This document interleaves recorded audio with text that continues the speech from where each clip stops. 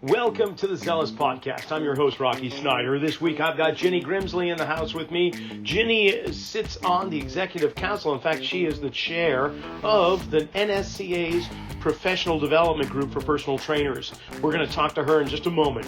But before we get underway, remember, hey, we're getting down to the wire for CEUs. So if you need some, just check out my website. We've got some in-person and online courses that are easily acceptable for athletic trainers, personal trainers, strength coaches, chiropractors, and physical therapists. But while you're there, also, if you're looking for more education, go to satantacollege.com. They've got master's programs in applied sports biomechanics and movement science.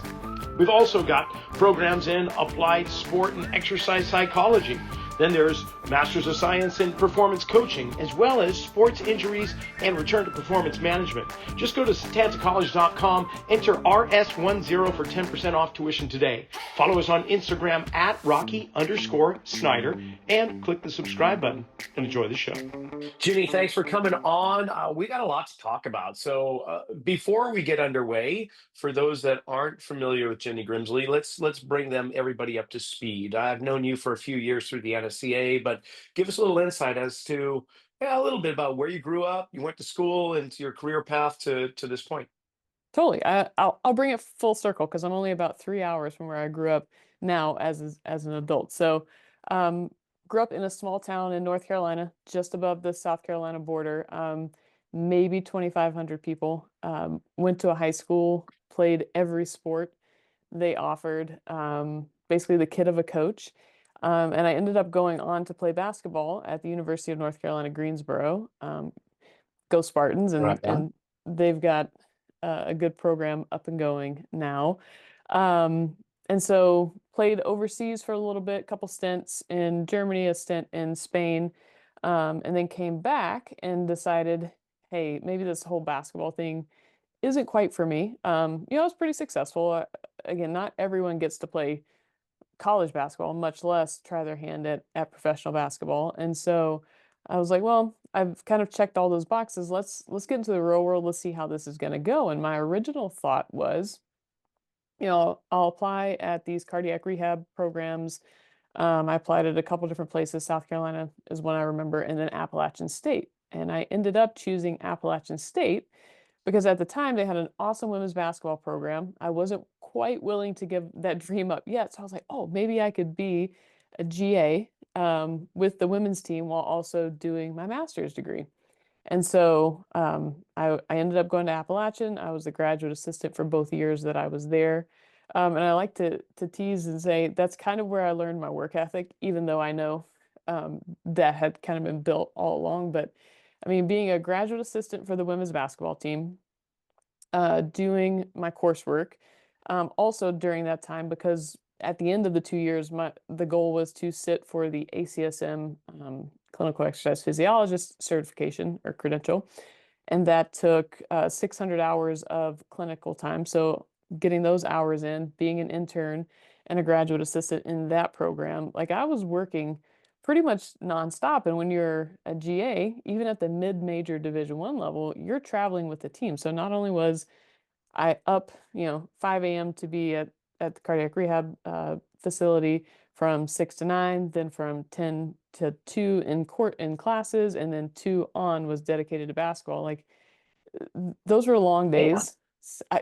I know, like, again, I wouldn't trade it for the world, but I'm like, how on earth, as a 24-year-old, was I able to manage all that? But, I think I can thank goodness I had fitness coming out of basketball because I also didn't give that up. Like I was able to play pickup and work out and still kind of do that to, I think, maintain my sanity.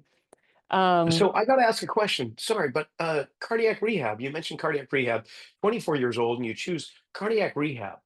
Like, I was not expecting that. So were there relatives in your family that had some kind of coronary artery disease or something like that? What inspired you to follow that particular discipline? It's interesting. That was the track that my advisor at UNCG had taken and done their PhD in, and I was like, oh, Ah, that sounds cool. Like I could do that. It sounds like an easy 9 to 5. Like come in, help people exercise, do some of the testing and then be done with my day. Like, that sounds cool. But, at the Nice. same time, you're kind of torn between, well, I did hours in undergrad in the weight room with our strength coach, and like I thought that was really cool. But it seemed like the adult thing to do to go cardiac rehab because I don't know. It ended up going like I went back and forth a couple times. Like, well, let's do cardiac rehab.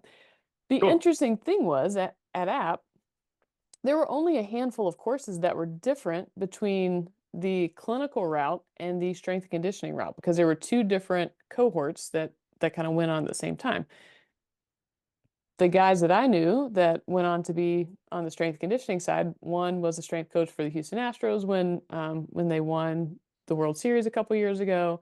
Another one works with USA Rugby. Like, it was a very successful cohort of folks that came out of my class, and I was like, well, if I ever need to go back, it's really, there was an extra nutrition course and I think a second muscle physiology course that I missed on because I went the cardiac rehab route. So I'm like, all right, really, the education isn't that different. If I wanted to go and do, strength and conditioning, I could.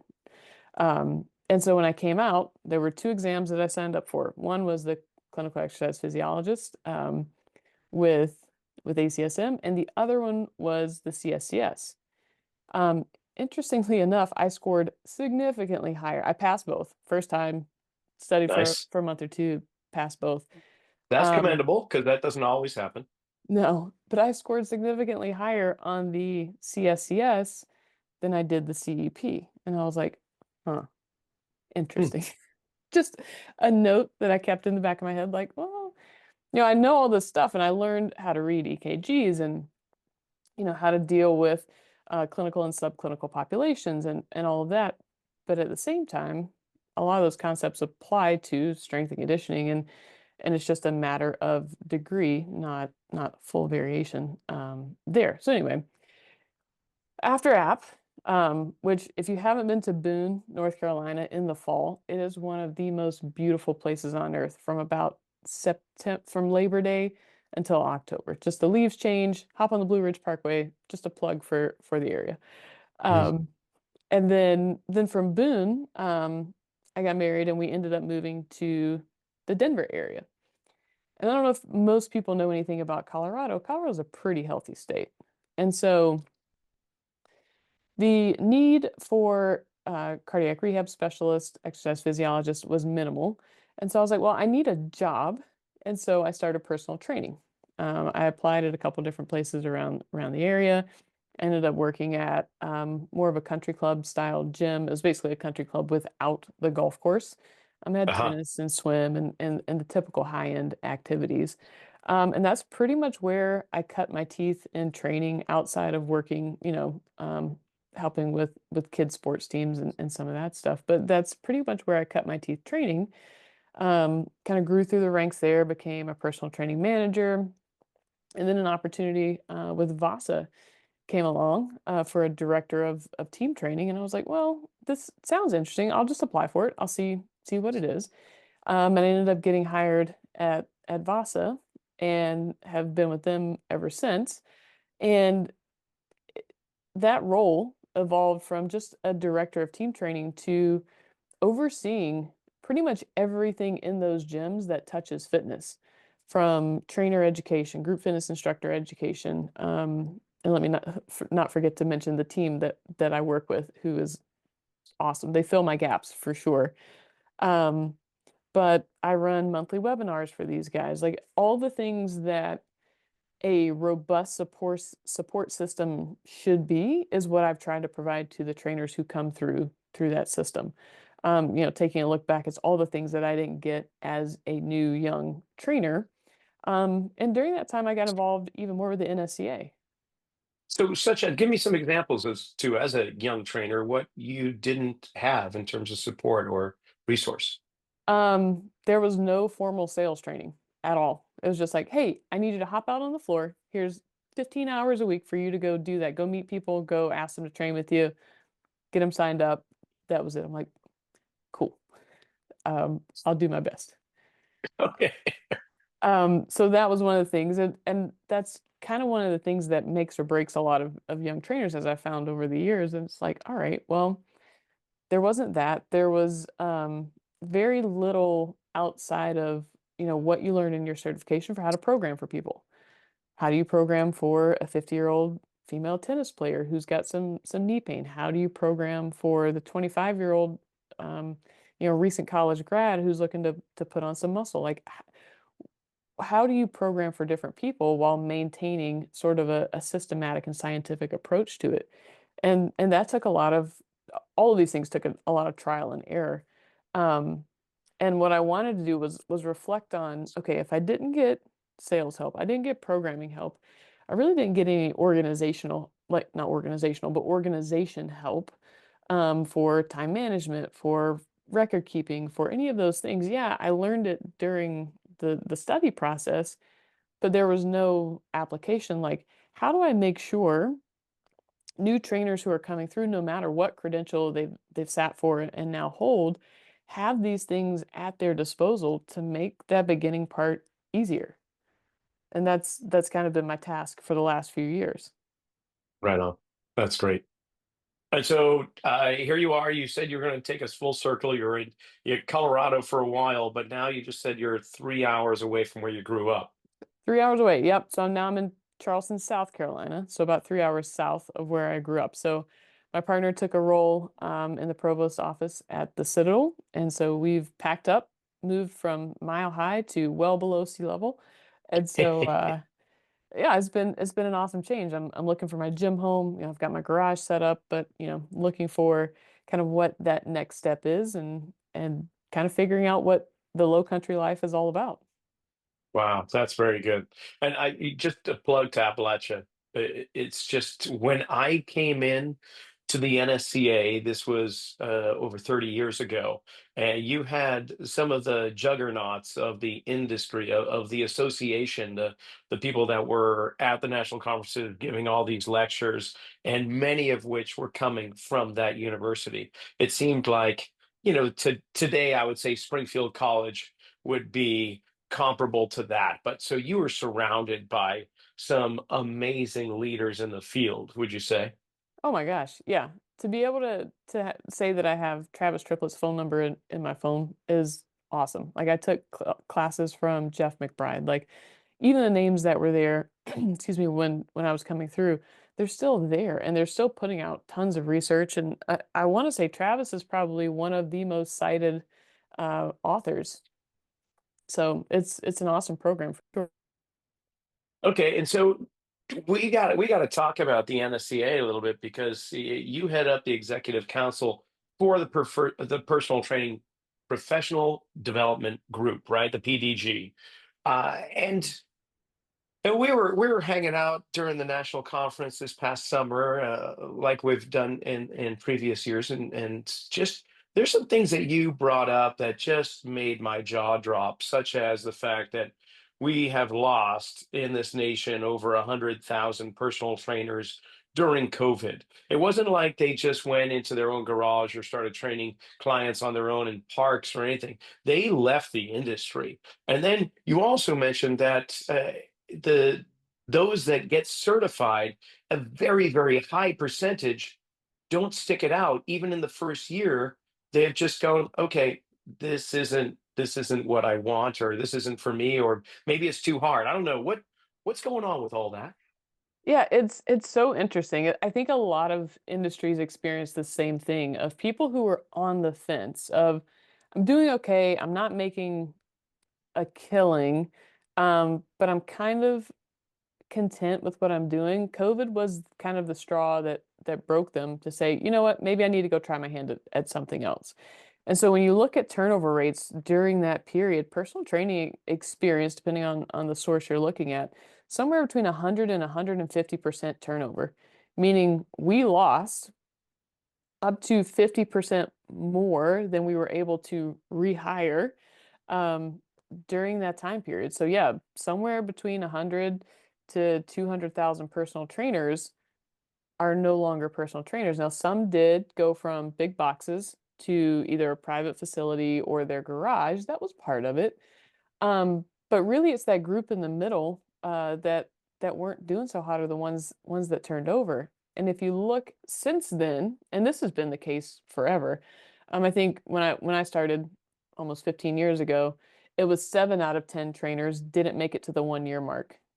And now we're looking at closer to 9 out of 10 not making it. And it doesn't matter what credential they hold. If they go what we'll call it for-profit, a gold standard, they experience the same amount of turnover as the NSCA CPT, which is a not-for-profit credentialing organization, and everywhere in between.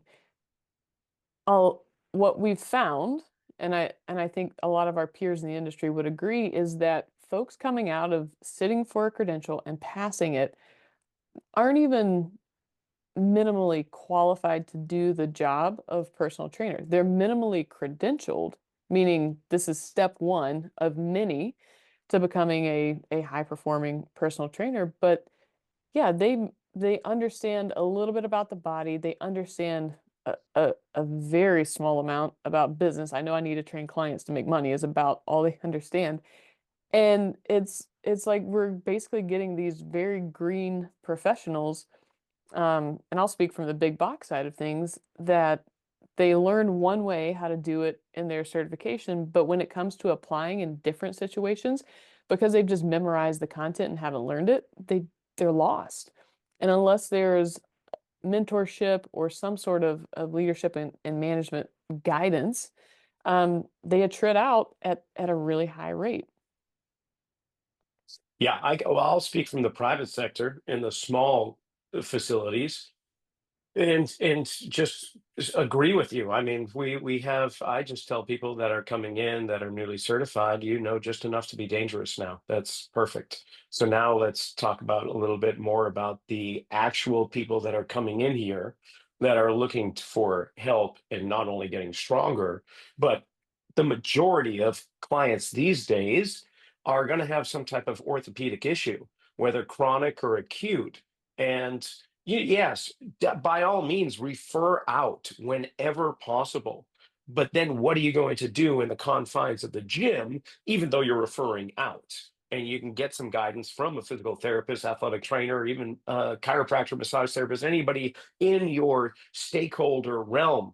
But honestly, these days, as technology continues to advance and the remote working from home continues to increase, we're going to see people at younger and younger ages with more orthopedic issues. And these are not necessarily being addressed in most of the certifications. And if they are, they're special certifications, like a special population, but it's not, here's when you become a trainer or strength coach. It's more geared toward the people that are at a higher level of functionality, athletes or regularly active individuals, right? You know what? I'm glad you brought up the term special populations. Like if you look at it 20 years ago, when I was going through my undergrad program, it was special populations are people who are outside of the norm, right? Now they are the norm. Now they are the norm. And so technically your special populations are you and me, who are relatively healthy, relatively low risk to anything chronic, whether it be orthopedic, metabolic, cardiovascular, like any of those things. Now we've become the special population, yet the credentials have failed to keep up with the changing landscape. And so if we're talking about serving a minority, then there has to be continuing education on how do we now serve the majority.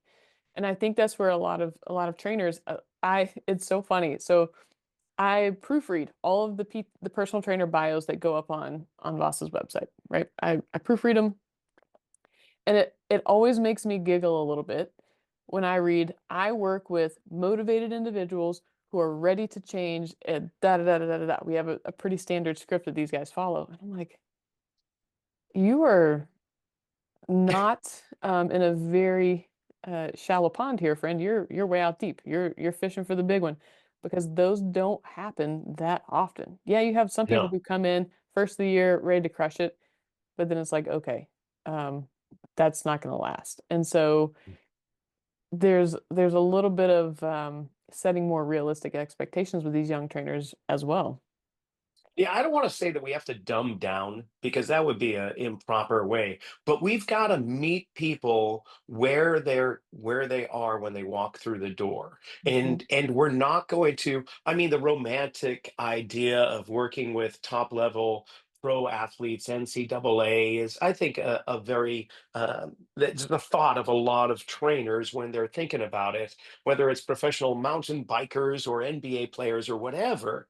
But truly, the majority of your clients are going to be uh, wide range ages, and they're just going to want to feel better. And the programs that we have been taught in regards to how to design it, like you say, we are not we're not focusing our attention on truly what they need. It's based on previous information on a demographic that does not reflect those individuals walking through the door. So Yeah, how are you and changing it? you I know know, you are. I know you are. You are one. That's why I have you on because you know so much within the industry and you know the missing pieces. So how do we fill in the gaps, Ginny?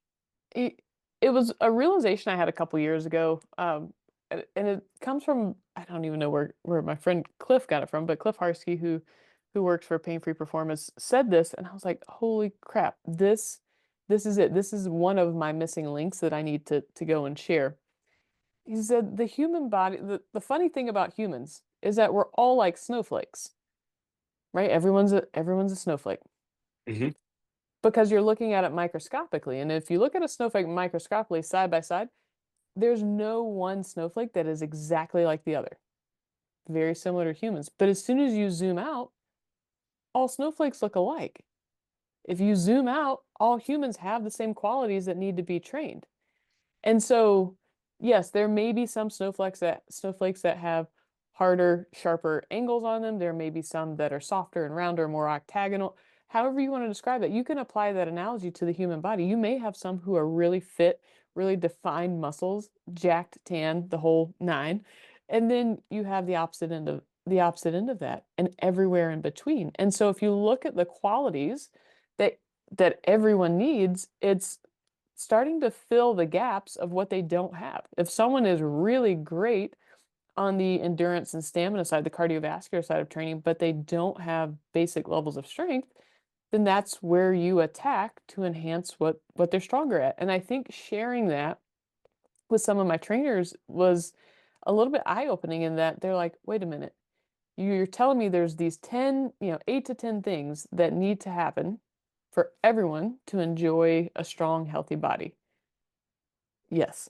But if you look at where everybody's scored, it's going to be scored a little bit differently. And so them understanding, oh, well, maybe I don't need to train them in the big three. Maybe I don't need to squat, bench, and dead them in every session. Yeah, probably not a good idea. But to your point, meeting them where they are and helping to raise each of those 10 qualities over time, not all at once, but over time, that gives you different goals to work towards. And so that thought gave them a little bit more structure of, okay, this is how I'm going to train a client who comes in with me for the first 4 weeks, because first 4 weeks is more of that acclimation phase. And so that thought spurred a lot of the resources that I have provided for the trainers. And I think I've shared some of this in the PDG Facebook group and I haven't shared in the LinkedIn group yet, but it's like, if we think about it, don't worry about sets and reps and percent loading and all of that stuff. That's the nuance.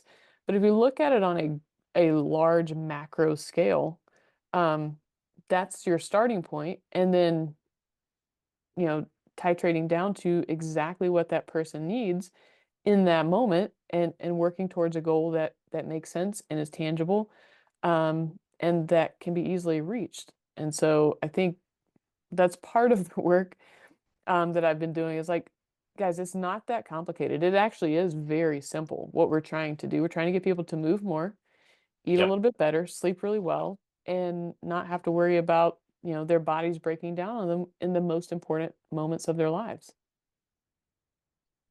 Yeah, I think that it was years ago, but somebody had made a comment that losing the war on obesity. I didn't know we were at war, to be honest, but at that time, but I thought about it more, and it stuck with me because I realized that, we're coming at these problems, shall we say, these scenarios with uh, antiquated philosophies and antiquated approaches, and uh, there needs to be a shift in how we view these things. And and honestly, if we consider it, like you say, special populations now make up the majority. People that are in the category of being overweight or obese or morbidly obese, they make up the majority. Right. So from a business perspective, if we're looking to work with the highly motivated individuals, like you say, we're only going after a small percentage from a business perspective. Like we- we're only going after, if you were a shoe salesman, you're only going after the people that want to have the best and the brightest shoes that are out there, and you're not looking at the people that are shoeless or the ones that don't really care about what type of shoes they have. They just want to have something on their feet. I mean, that's such a bigger market. And from a business perspective, because we've both been in business quite a while, it would just make sense if we were able to focus our attention in an effective manner to the population that has now become the majority. So there's some governmental things that are trying to come through, right? There's some bills that are halfway through. The one I'm thinking of is the FIT Act, PHIT. It's been through one level of Congress. It's awaiting the next level, depending upon how the future administration and the future Congress is looking right now. I'm kind of curious how that might end up. But give me your foresight or your insight, if you would, on the FIT Act and any other kind of legislation that you're kind of intrigued about. Yeah, the FIT Act is interesting. It's a part of it's not called Operation 465 or whatever the number is for state representatives. That's a different movement. 435. It is the FIT Act is for youth sports, so funding for youth sports, being able to use your HSA, FSA, I believe, to fund youth sports, but also to then be able to use those funds for gym memberships, personal training, group classes, things that get you moving. I think there are a couple things written into it, which I think is part of the holdup that, as tricky as Washington can be, there's some things trying to be snuck through the legislation portion, which is slowing it down. But if it were to pass, it could open more opportunities for folks to afford a gym membership, to get their kids into that extra sport that keeps them active longer throughout the year. Like there's different ways of utilizing this, and it's based around the idea of becoming more active, which is part of the problem to solve. The other part of the problem to solve is the food industry or the food-like substance industry. Um, you Food know, like substance. I like that. and so that's the other piece. We have these highly palatable, very low satiability because you just want to eat more. You're never satisfied. So if we're not moving and we're over consuming, the result or the final symptom of that is this idea of obesity, where 44% of American adults are overweight, sorry, morbidly obese, and then another 30 are obese. So we've got 3 out of every 4 adults who are overweight or obese. There's your majority. Throw Yeah, just another, walk around Disney World. You'll greatly see that right now. I know, I always catch grief on this if I post anything on social media about go to your local Walmart on Saturday. Like that is the snapshot of the American health picture, right? That is it. Disney World's another great example. And it's one of those things where we're looking at this symptom and trying to treat the symptom, but we're not treating the root cause. And what some of these bills would do is help to treat the root cause of physical inactivity, and hopefully over the next few years would be something to address the food situation, where we're actually not in a situation where folks are in a food desert. I think that's a little bit of a misnomer. It is a um, caloric density desert, or I guess you could call it a calorie jungle, where all of these processed foods are there, they're plentiful, and people are consuming them because that's what's in their face. And so that's a lot of what the personal training industry is up against, because, you talk to anyone and they're like, nope, you got to eat mostly whole foods, you got to drink your water, you've got to move your body, get your steps in, and do all that. But without the support of government, because that's what turns the wheel, it's not going to happen. So if the FIT Act could get passed, that would be at least one small step in the right direction for helping the fitness professional, but also the industry as a whole, because you're opening those opportunities to get more people active. Well, it's interesting. Not that we have to go too deep into this hole, but it is a disease. It is a I would say pandemic. It's it gets to a point where it becomes pathological. Sure, Mhm. you can gain a few pounds and so on, and it's very easy to do in our culture, but left to their own devices, individuals will continue down that journey until it becomes actually a physiological kind of a pathological issue. So we can take it from the physiological model and exercise, eat right, sleep. But then there's also this mental, emotional, and perhaps even spiritual component. And I honestly think that is where we, as trainers, as fitness professionals, could delve deeper into and not become counselors or psychologists or anybody like that, but just start to filter in, just like we're filtering in some flexibility, and we're not always just lifting weights. We're putting in a little bit of cardio. We're putting in a little suggestion on their meal plans. And we're encouraging them to wear some type of ring or smart device that tracks their sleeping hours. We can also start to incorporate a little bit more in the realm of emotional well-being and spiritual connection, if you will, so that we're because I think that is a big part of it. And I don't think that fat shaming within the media or anywhere else is doing us any good, because uh, it's it's not addressing the underlying issue, which is actually a diseased state of being. Yeah, and obesity is a comorbidity. I mean, you look at the other chronic illnesses that typically come along Right? with it. You've got type 2 diabetes, you've got metabolic syndrome, you've got cardiovascular disease, you've got peripheral artery disease. All of these things, a lot of times, come along with, hold on, let's go ahead and throw the orthopedic stuff in there. Carrying around Sure. an extra 30, 40, 50, 100 pounds of weight. What is that doing to your hips, knees, ankles, and low back? Right? So all of these things, while they are certainly a disease state, they're manageable without medication. Like if you think about it, the more you move, you're going to lower your blood pressure, you're going to lower your resting heart rate. You're probably going to expend more calories than you normally would. So when people hear disease, they often think of, well, I need to go to my doctor and I need to get a pill or a shot now, Yeah. or something along those lines to address it. When in reality, the physical and spiritual and mental side all commingle and work together, and it can be done just with a little bit of movement a couple times a week, which is so wild that that's the barrier to entry. But folks will opt for the easier, all right, I'm gonna take a pill, and hope that it gets better, which last time I checked, hope wasn't a very good plan.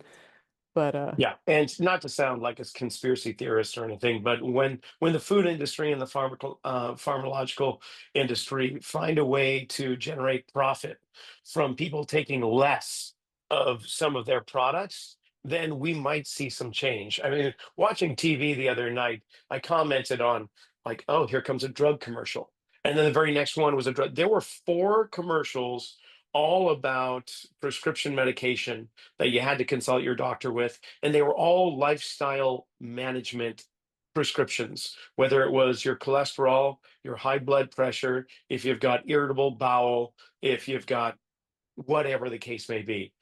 Yeah. You know what I mean? I don't want to be a, a I don't want to be pessimistic in any way, but we've got some forces at play that are generating billions upon billions of dollars that we're we're going at odds with if we're trying to increase their nutritional content and reduce their need for prescription medication. Yeah, and we'll see where the semaglutides and tirzepatides and the GLP agonists go with that, because the the food-like substance industry is going to have an answer for it. The, the- they're while they work together, they're also at odds with each other. Of, all right, well, this suppresses hunger and the urge or the cravings to eat these highly palatable foods. What does that drive the food producers to create even more highly palatable foods that now the drugs have to keep up with. So I don't see that ending well at all. And this is not exclusive to the general population. I mean, talking with a host of other guests in the past about nutrition and Mhm. sleep. I mean, if you're working with athletes of any level, any caliber, you're having to address these same issues, whether it's fast food, whether it's sleepless because of travel, and just prescription medication, all these things. It's just so inherent. It's rampant across the spectrum. But let's go back to the snowflake analogy, because I like where we're going with this. Okay. You've got your high performing athlete.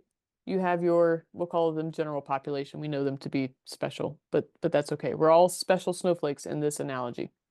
Zoom in, very different edges, right?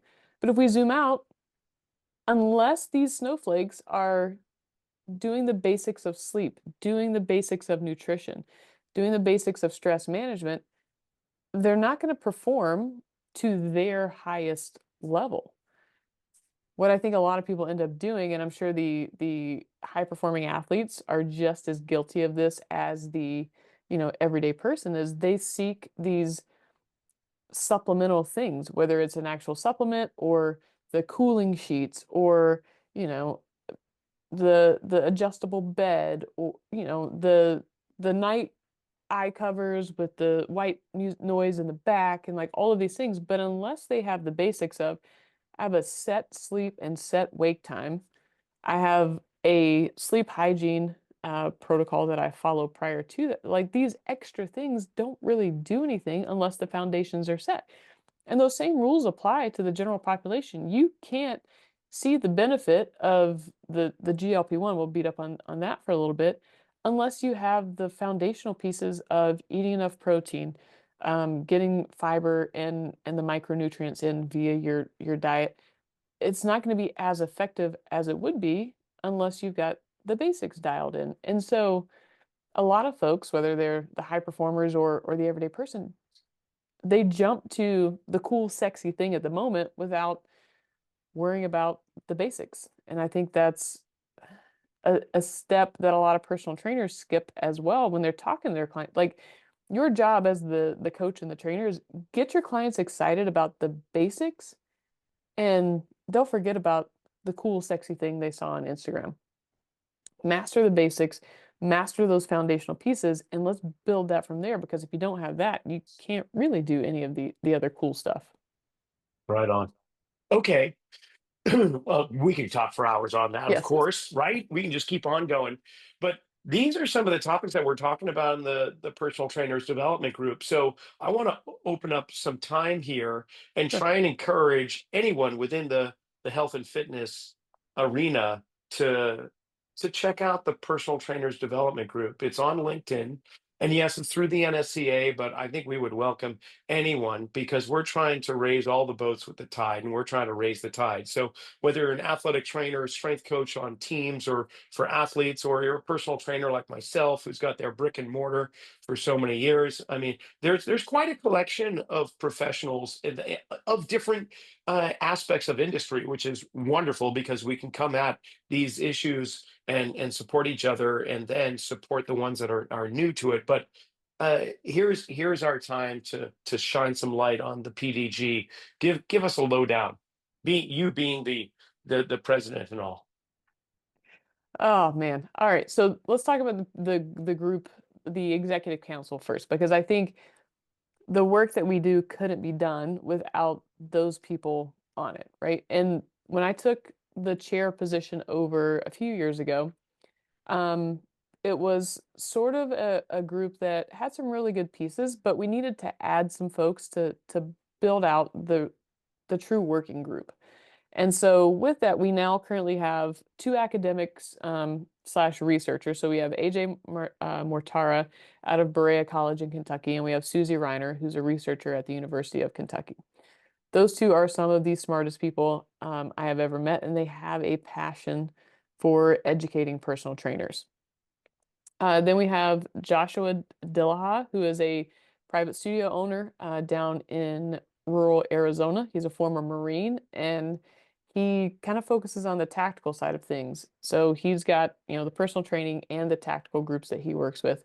Joseph Sudamak is a post-baccalaureate instructor, and I can't remember the name of the school he's at. He's also in the Phoenix area. But when it comes to mentorship, like that's kind of his area of focus and getting folks connected with others. Gustavo Ramos most recently worked at a private studio in Tallahassee, Florida. He's now doing professional development work out on his own, both for other industries as well as gyms. Oh gosh, who am I missing? That might be it. And then me. I cover the commercial side of things. And so the way we kind of look at personal training, we have all come to the conclusion that personal training is a little bit of a misnomer in that within the NSCA, personal training is like, oh, you guys are a bunch of personal trainers. You don't work with real athletes. When in reality, we hold the credential personal trainer, but we work with as many athletes as your typical CSCS does who works in the collegiate and professional settings. Again, it just depends on where they are. They could be high school, they could be home for the summer. The personal training name captures a lot of different things. It's the strength and conditioning coach who works in a sports performance facility. They don't land in the collegiate realm or the pro realm because they don't work for the team. They are a standalone facility.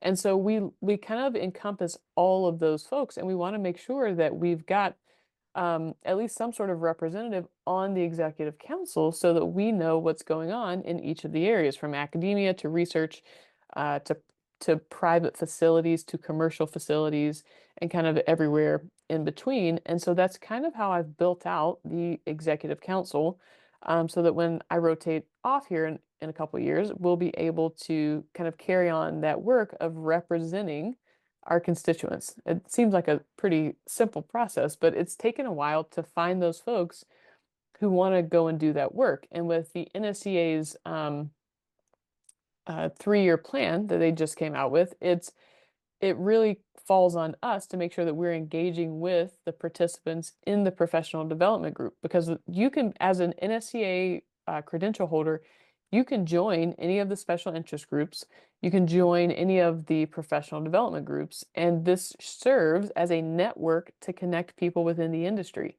And what we're trying to foster in the LinkedIn space is that conversation, whether you're new to the training side of things or you've been doing it for many, many years.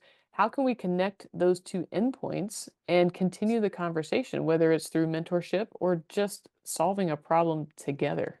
And that's the work that we've been doing up to now, and the work that we're going to continue, hopefully with a little bit more of the mentorship side of things, so that we can start to develop that next generation of fitness professionals.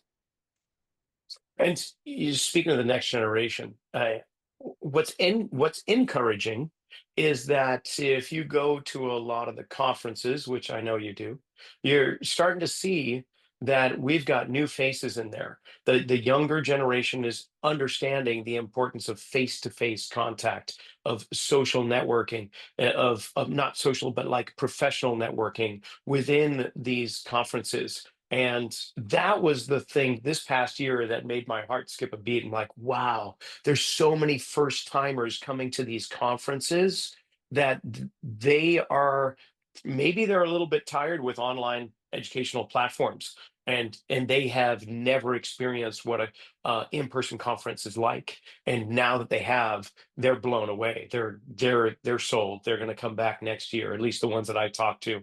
And it's just so encouraging because we need that physical interaction, that interpersonal relationship built up instead of across from a screen. We need to actually be in a room together and feel the energy. So this coming year, we've got Kansas City, Missouri, right? We've got the national conference for the NSCA, and it looks like they're opening up some presenters or topics that are going to be a lot more dedicated to the personal training industry, and we won't be just exclusively an online conference every October or so, which is really nice. It's a great change of pace within the leadership and the structure within the NSCA, and it keeps me coming back year after year. So that's great.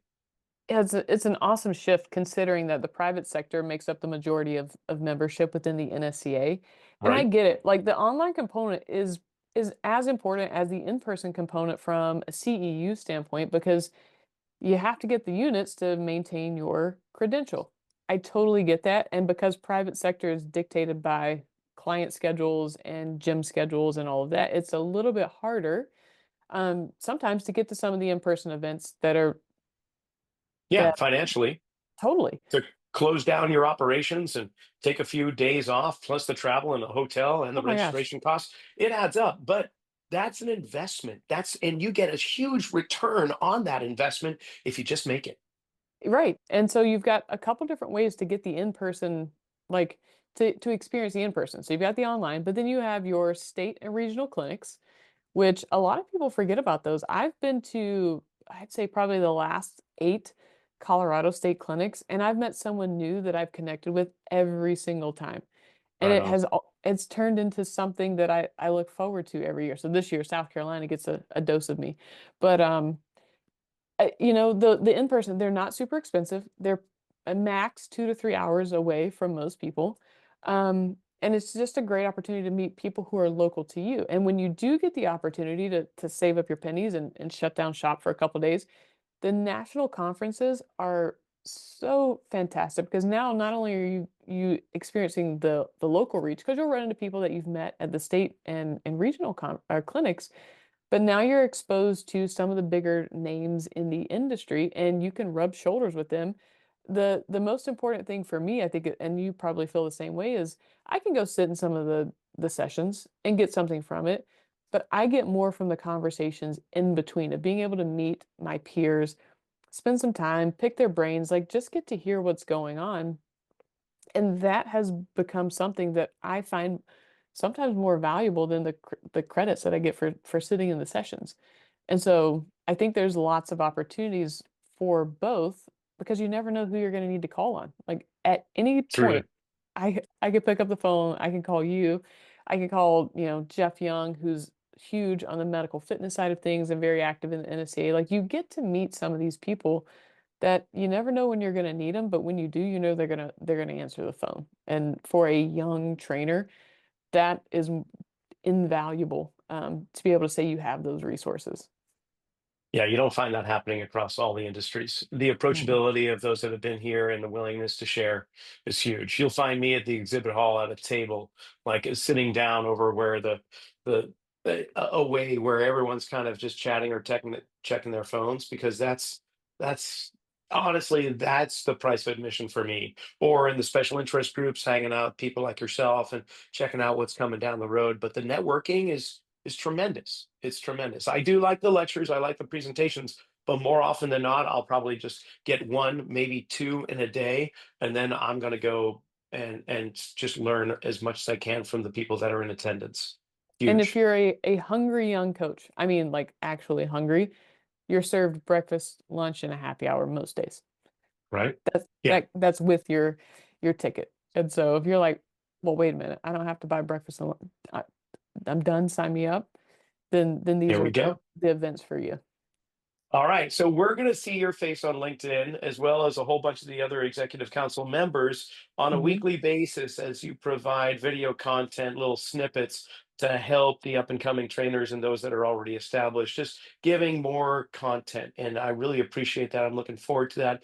And I really appreciate you for coming on here. This has been great. I can't thank you enough. Well, thank you for having me, Rocky. It's fun for you and I to catch up, but to Heck be yeah. able to share my passion, like this is what it's all about. And that'll do it for us. Thank you, Ginny, for coming on. I love chatting with you, and I can't wait for our next conversation. And remember, if you need CEUs, go to my website. Check out the online courses that we have. And there's even a free one there that you can check out what it is we do. Remember, Setanta College is the place to go to get your Master's of Science in different tracks. Just go to setantacollege.com. Remember, you get that 10% off tuition if you enter the code RS10. And we'll see you next week.